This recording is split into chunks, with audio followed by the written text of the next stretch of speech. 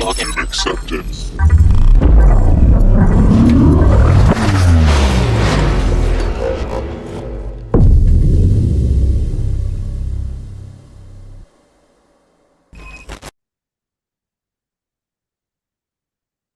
Okay, welcome to Intro to Hacking with Linux. My name is Daniel Wong, and let's get started.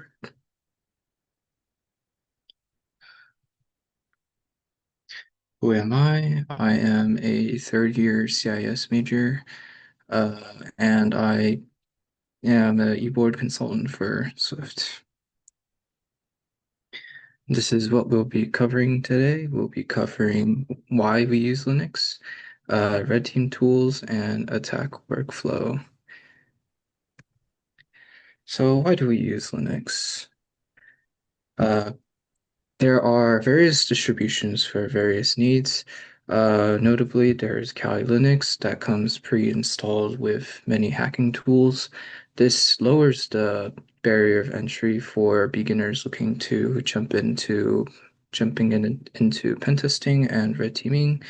There is a wide support for tools, whether they are community built and posted on sites like GitHub or ones that are publicly documented and installable from package managers. There is full control of the OS kernel, and several versions of Linux are lightweight and allow for older hardware to support a newer operating system. Why is pen testing ethical?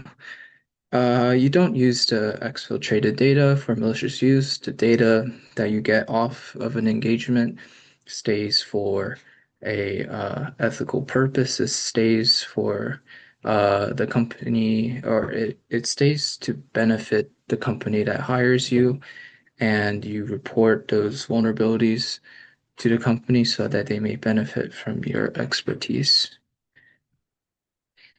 All right, let's go over red teaming tools. First, let's go over the pen test methodology. There is recon, or known as OSINT, enumeration, initial access, privilege escalation, post-exploitation, and reporting. There are numerous tools available on Linux, but aligned to different phases. Some are not exclusive to Linux at all. The reconnaissance phase is commonly known as OSINT, and you might ask, well, that's the same thing as enumeration. What's the difference? Reconnaissance is passively gaining information, while enumeration requires direct interaction, such as scanning. What can you expect from an engagement? You can expect a web app and some other services when you're facing Linux. Uh, while you're attacking machines like Linux, you should be proficient in attacking web apps, but also more often than not, you will find different services and a whole tech stack beyond a tech stack behind the web app. So let's dive into some commonly used tools. Nmap is a popular enumeration tool for port scanning, finding service versions, and discovering vulnerabilities. These are the most common flags that can expand the capabilities of Nmap. So there is HC for default scripts, SV for finding the service version, -T for changing the timing template. This can be more easily known as just the speed, but shouldn't be confused with bin rate. -V changes the verbosity of the output, which means that you are expanding the complexity of the output to gain more information. Two V's is normally used for more info. -SN is used for host discovery, but not scanning the ports. -PN is the opposite, and -ON is to change or is to output your Nmap scan into a text file. Dash bin rate changes the number of packets sent per second. This also increases your speed, but if you were to do min rate 10,000 packets per second, you would definitely be sacrificing some accuracy when scanning. Moving on, Metasploit is also an initial access tool. It is a large database of tools that contains scripted out payloads. These payloads typically allow one to gain remote code execution. They are primarily for old service versions, um, but exploits that end up on Metasploit are typically very well documented. Uh, In this example, you have VSFTPD 2.3.4, and there is a module for it. And once we fill the options of remote host and remote port, you can typically gain remote code execution in the root account. And uh, Tactobox has a great tutorial on how to use Metasploit. Low-hanging fruit. Low-hanging fruit is things that will usually very likely get checked and are very easy to check off because if they are found, it's very likely they're going to get exploited. Things like anonymous FTP access, old service versions, plain text weak passwords, and insecure services.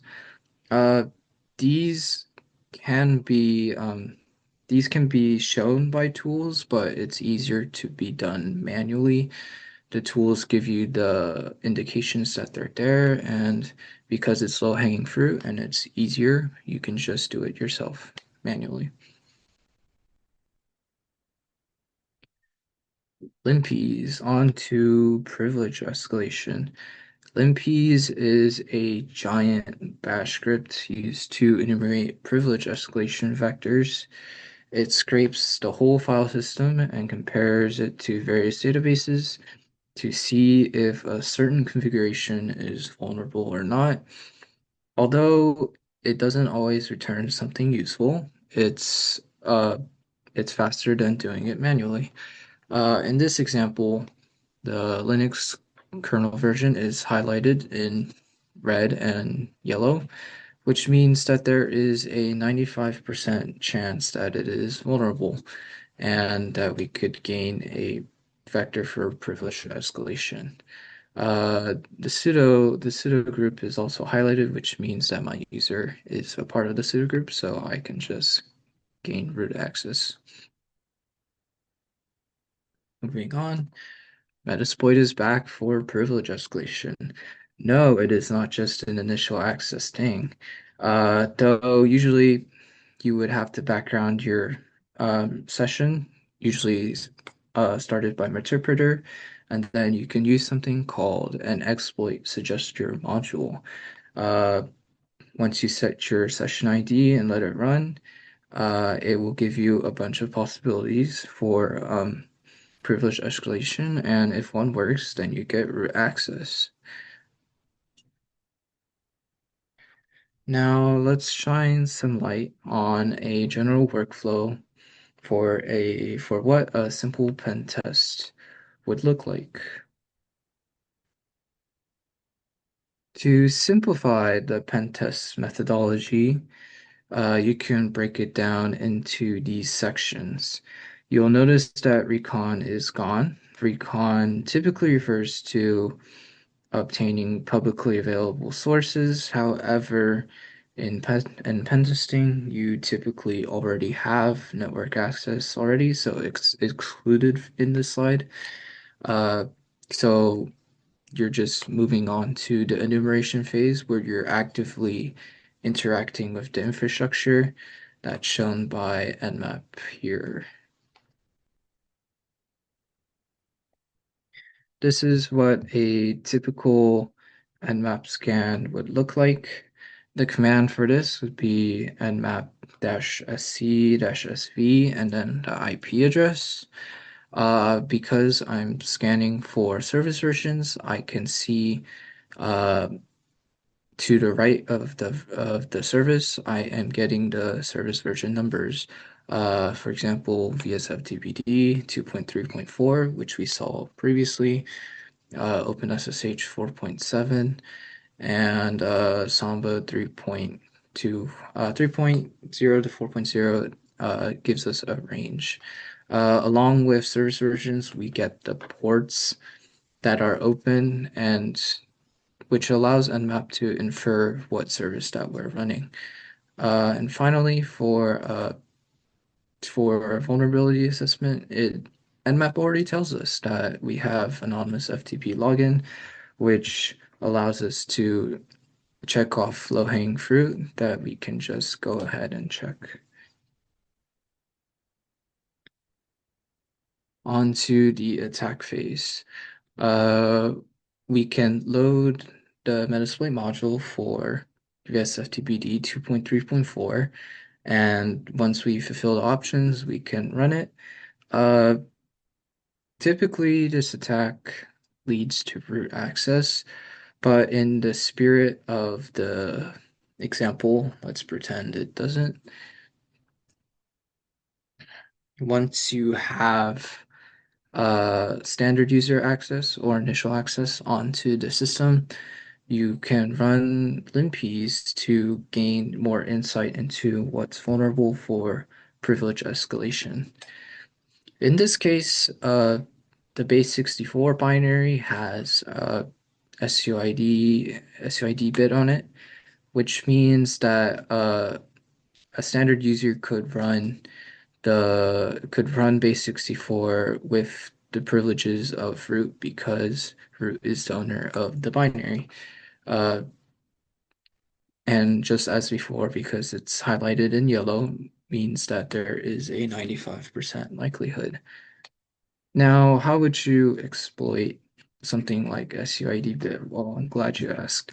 There is a tool called GTFO bins. Well, not really a tool, but a website, but it gives you a set of commands for SUID bit that can help you gain privileged access.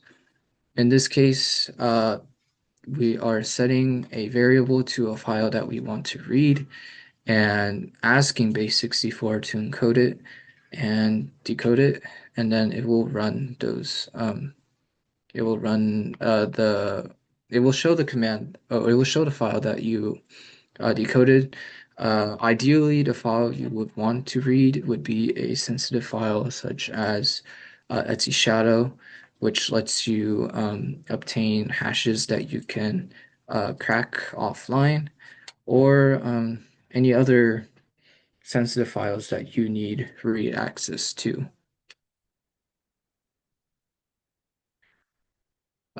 Now for post exploitation, once you get privileged access, you can run limpies again to see if there are anything that was missed. Uh, limpies, now that you are privileged, can get to can become can scan for more things because you are a root user. Uh, in this case, we can well now that we are root, we can also just get the shadow file. And get the hashes that we want to decrypt offline. Uh, yeah, it's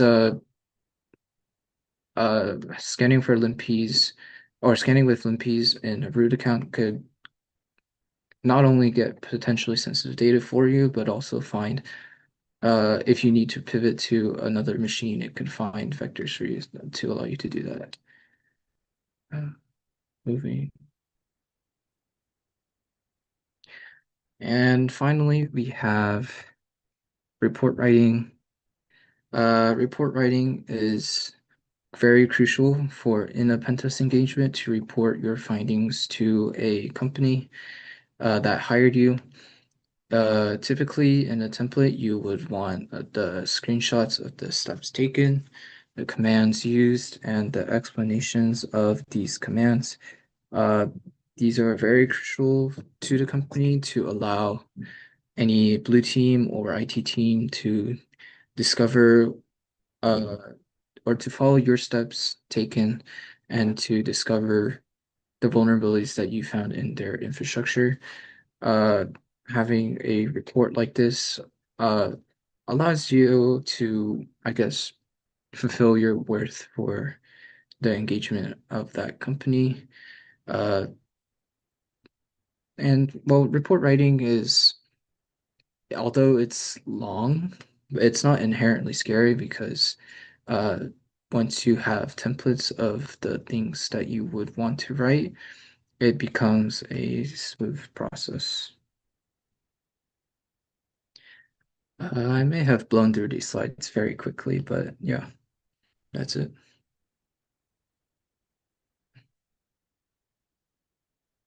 Any questions? I do. Are you able to hear me? Yes. Okay, perfect. What would you recommend for those that want to try red teaming at home? Would you recommend like some form of home lab, or do you perhaps do like any sort of hack the box and then write a report on it or anything like that? Uh, Luckily, there are, or it's very easy to set up Kali at home.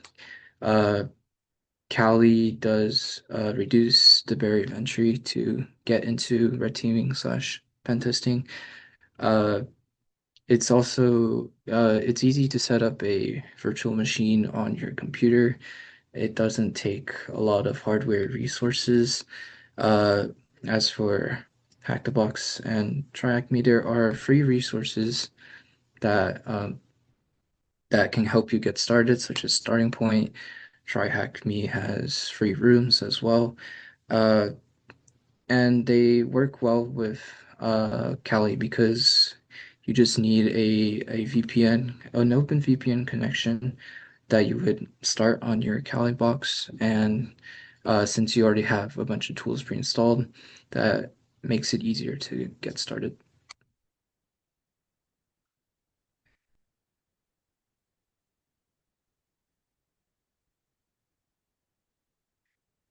Anything else? I have something. If you still have time, can you walk us through a Try Hack Me or Hack the Box lab so we get a feel for like the tools you mentioned? Uh, sure. I would need to launch my Kali, but yes, I can do that. I would need a little time. All right, awesome. Goat. Cool. Let me. How do I start? Okay. Kali.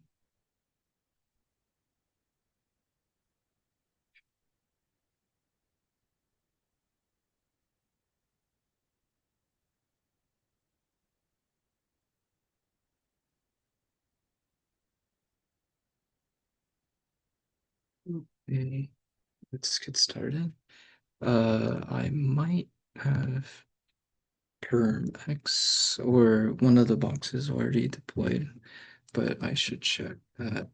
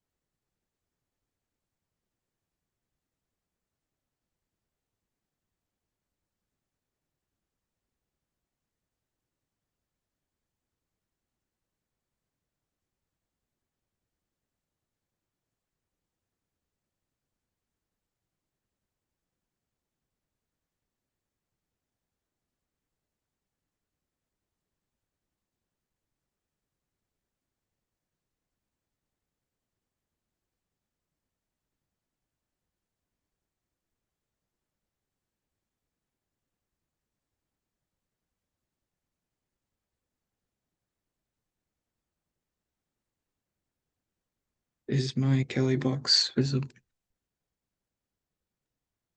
Yeah, we can see it. Hmm. Okay.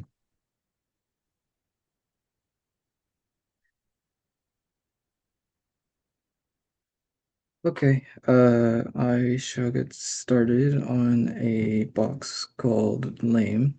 It's uh it's synonymous with the examples for VSFTPD 2.3.4 that I had above. However, I believe the exploit doesn't work because it's firewalled off, but no matter, there are different ways to get in. So let's get started once I have an IP. Wait, I have to start the VPN first.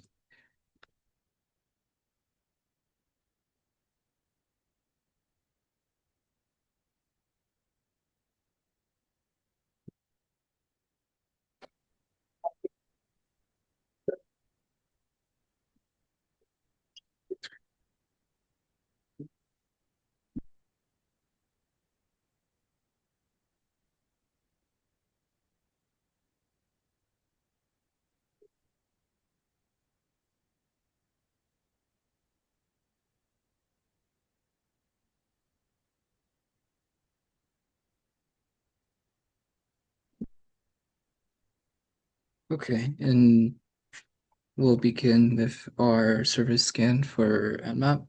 I'm also putting in default scripts into that flag, and I'm also outputting my scan into a file.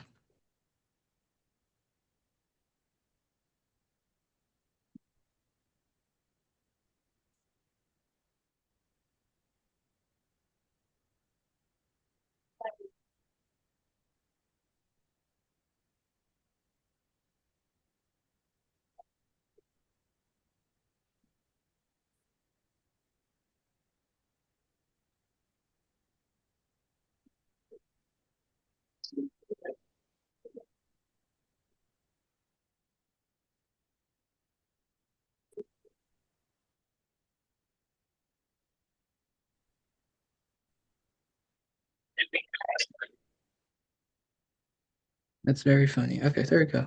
Uh, our scan has returned, though that is a bit weird. So let me output. Okay, cool. We have TSFTPD 2.3.4. We also have anonymous login. Uh, and we have SMB. Okay. Normally, or let's cross off the low hanging fruit first. I know there is a Metasploit module for this, but because there's anonymous FTP, I want to check that at first. So let's try this.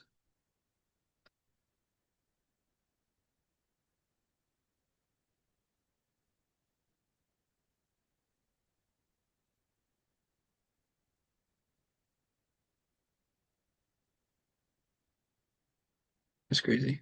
I might have a really slow network right now.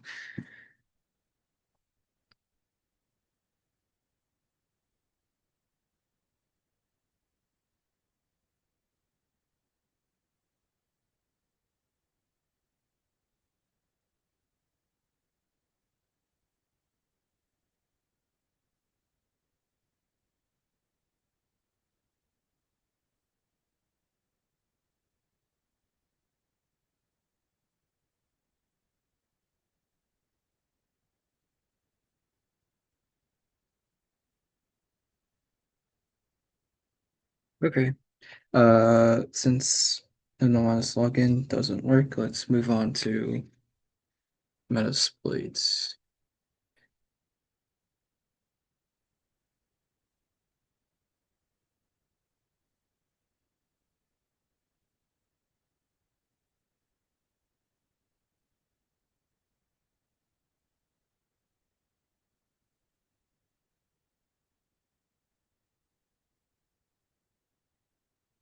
Okay. Now let's search for our VSFTPD module. See if it shows up. Okay, it shows up under number 5, so let's use that one. And let's see our options.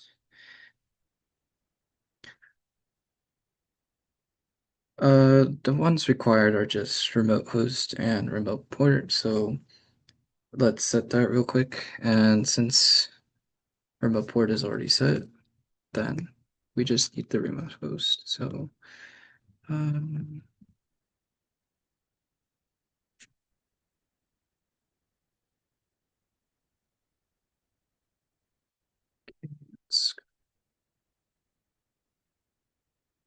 and let's run it.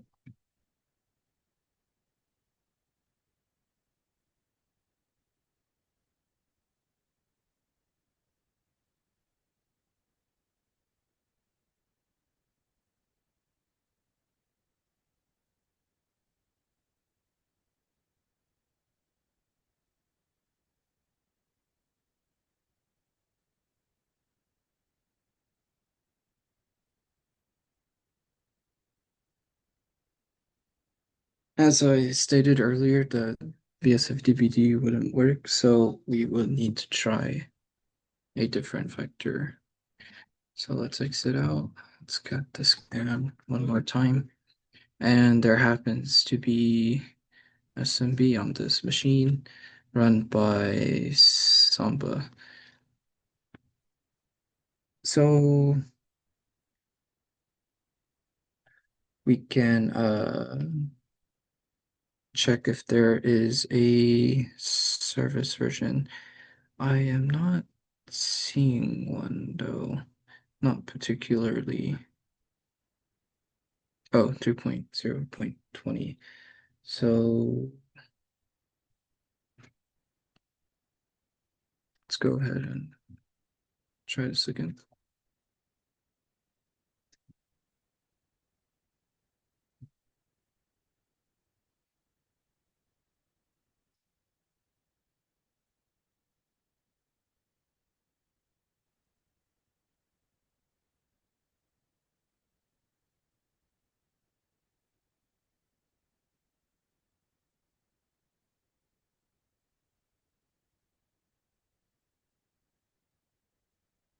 There happens to be a script present, so let's see what the options are.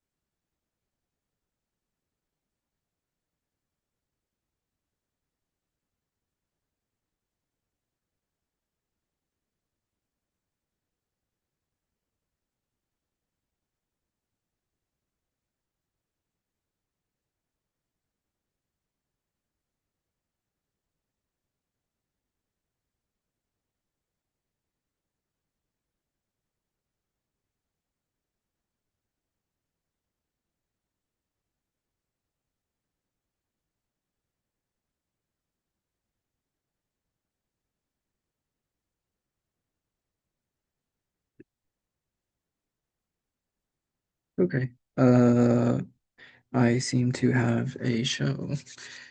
Let me test that. Okay, so this kind of looks uncanny because there is no prompt for your user and host name. So let's see if we can make it a bit better by spawning a what's it called? Spawning a show.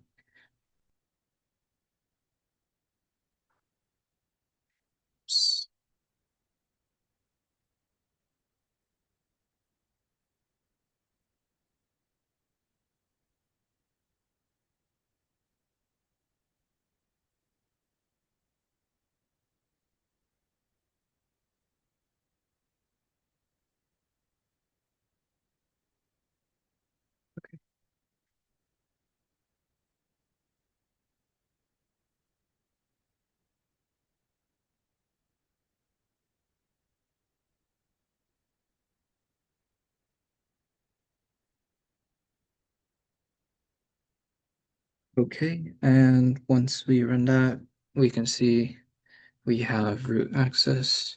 Uh, Typically, if you go to root on Hacktobox,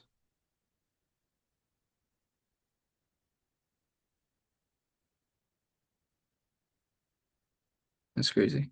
Uh,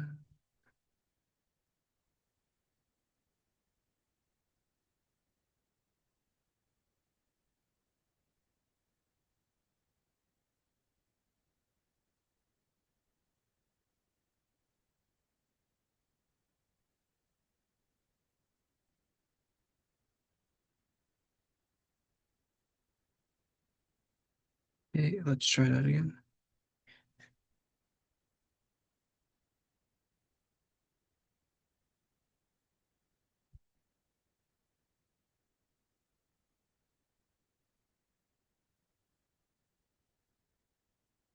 That's curious. Uh, that is very curious, even though I had a shell earlier.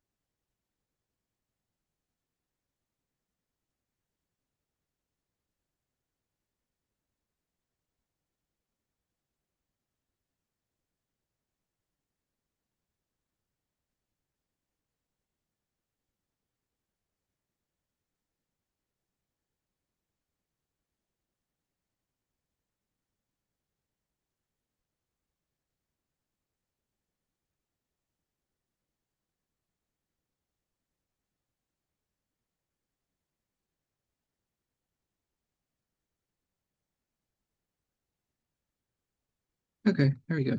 VPN issue. Let's just hope it stays that way.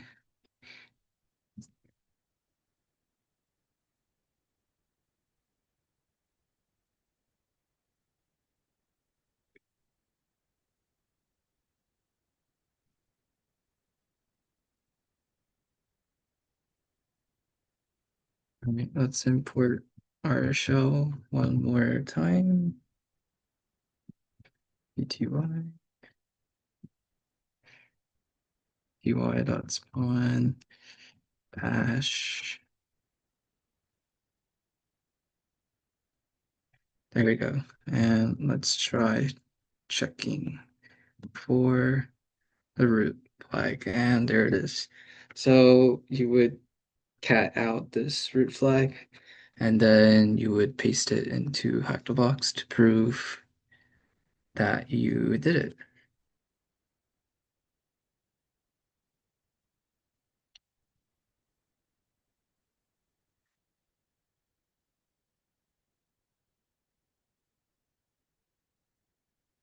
Any questions?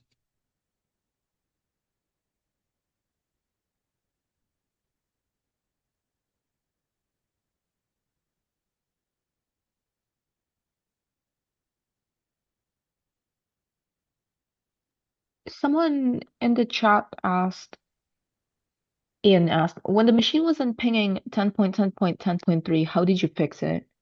Unless that was answered Uh, already because you just literally like it was a VPN issue. yeah, it was a VPN. I just restarted the VPN on this tab. Uh, I'm not sure what error.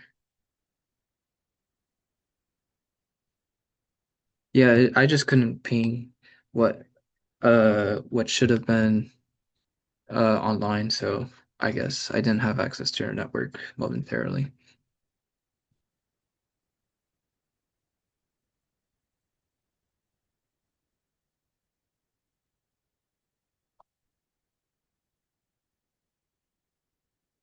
Let me see. I am quite curious why I was not able to do the VSFTPD backdoor. I would like to see what ports.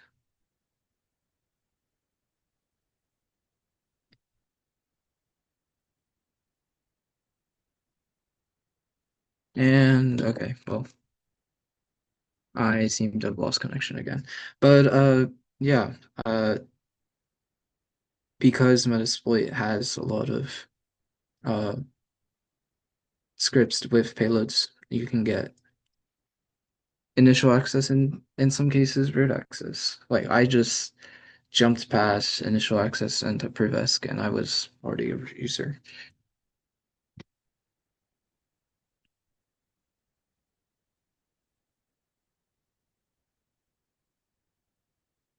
Would you guys like another hacker box or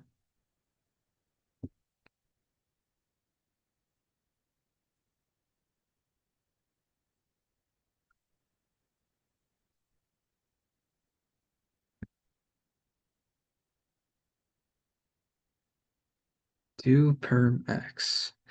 Okay. Let's see if I can solve it in the allotted time.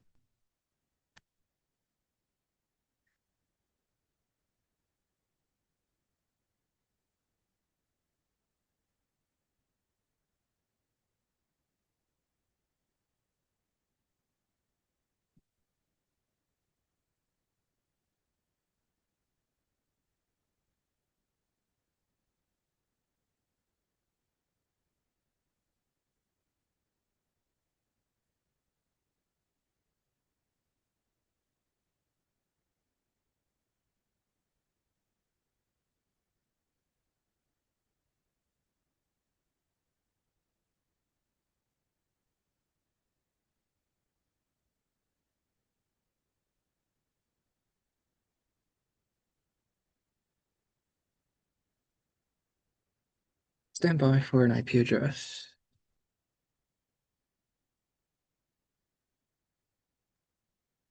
Wait, Daniel, are you supposed to be sharing your screen by any chance? Or That's a great question. Yeah, give me a second.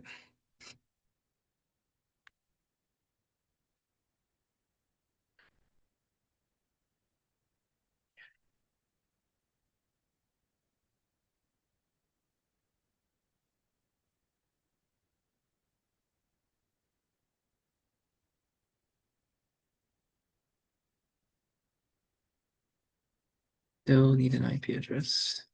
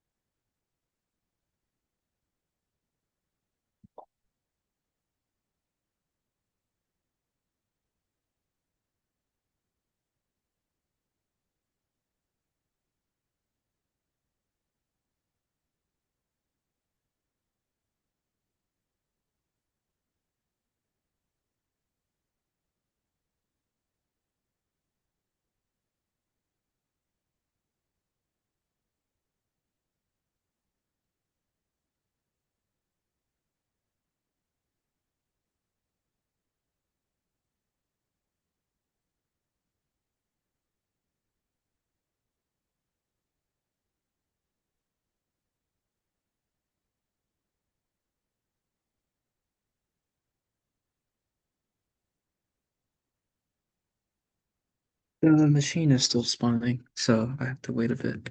But I already know what the IP address is. Uh, I think you should expect a web server this time.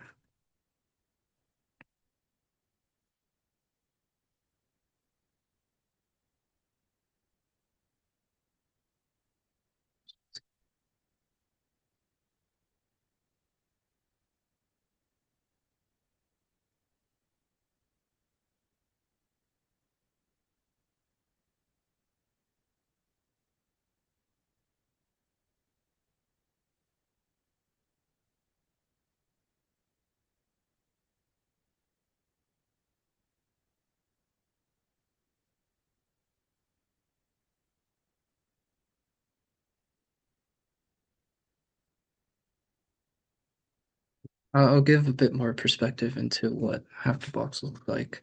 Uh, you are given a user flag and a root flag, and I did skip the user flag in lame, but you could still find it in the standard user's home directory. With Permax, I am not sure why it's taking forever to deploy.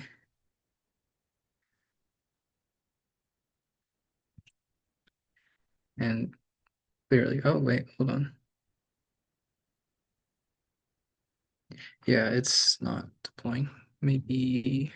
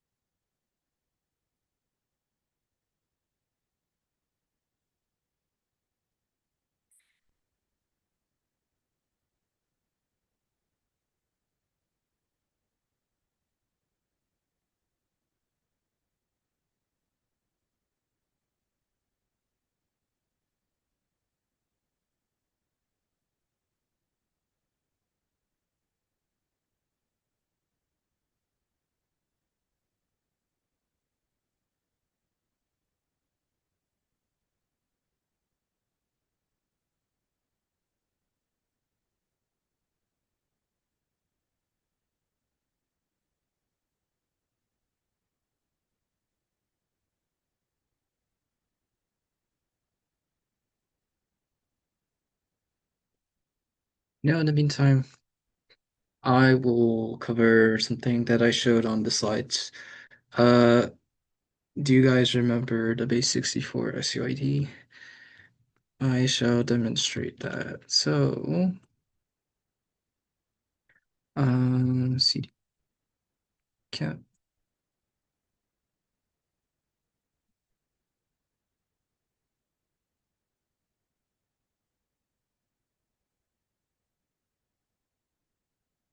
All right, I happen to have limpies saved on here. Uh, Great, let me just copy this. And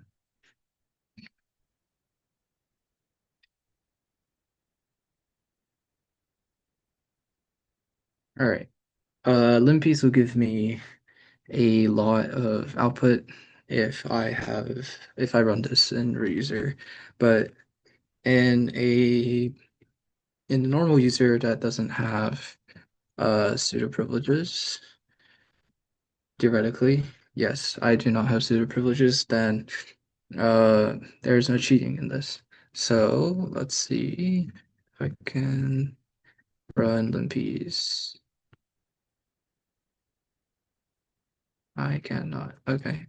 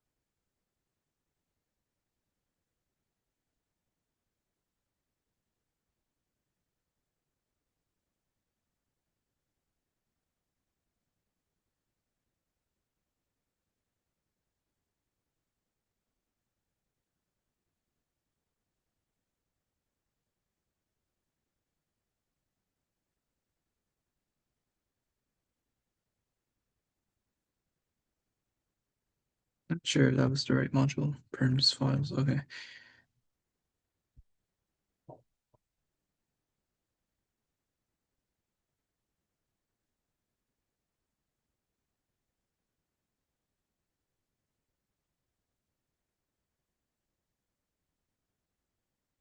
That would be really funny if my machine is just broken.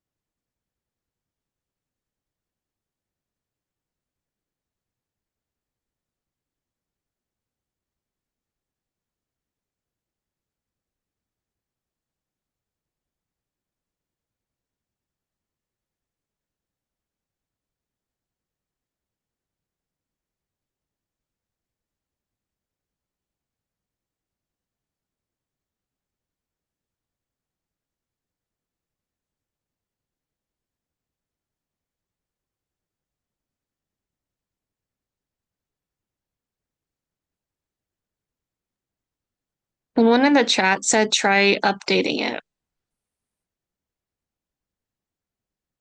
You mean like apt update or something? I do not know. Honestly, if you can't like figure this out, you can probably end here if you want. It's up to you. Uh, you My, okay. my Theoretically, let's just say that you find SUID. You can go to GTF opens, base64, uh, click on this, SUID. Let's copy this. Actually, I can just copy the last line.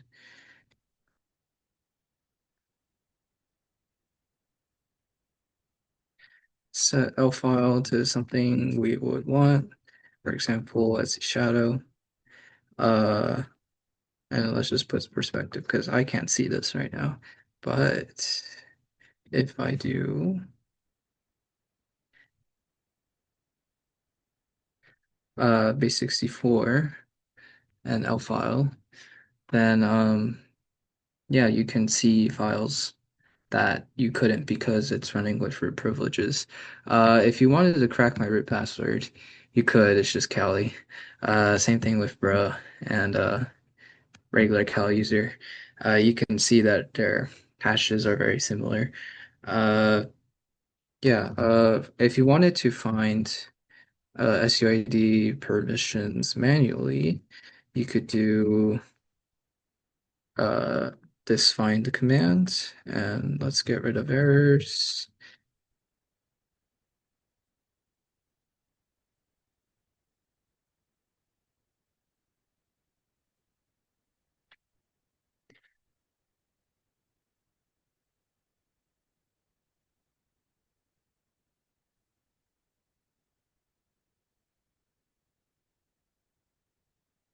Ooh, base 64 should be, yes, base 64 is here. I also happen to have Nmap here as well that has SUID bit, and Nmap does have its own GTF opens page. To my knowledge, though, that is a lot harder to run because it requires different syntax. But yeah, that is all. I apologize for the Permex thing not running, but oh, here's an IP. Why does base 64 work? Why? Yeah. Uh, okay, so base 64 in this instance is just taking the file that we specified, which is Etsy shadow, piping the encoded output into base 64 decode into something that we see because it has SUID bit on it. It allows us to run in root and bypass the permission denied that we had earlier.